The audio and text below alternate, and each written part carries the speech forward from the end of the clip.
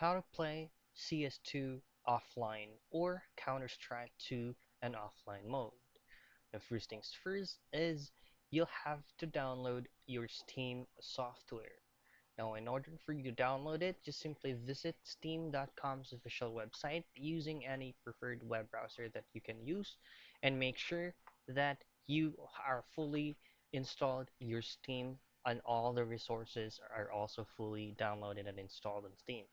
Now, next thing that you do is go to your library or go to home, and here make sure that you do have Counter-Strike 2 installed on your Steam.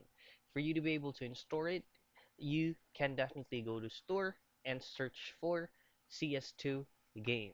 So on the search bar, you simply type in CS2 and it will automatically be popped out. This game is actually free. You do not need to pay any money for you to play this game. Just simply download it. So upon downloading this game and installing the game, please do not interrupt any interruptions or um, network connections to download the resources remaining on the game.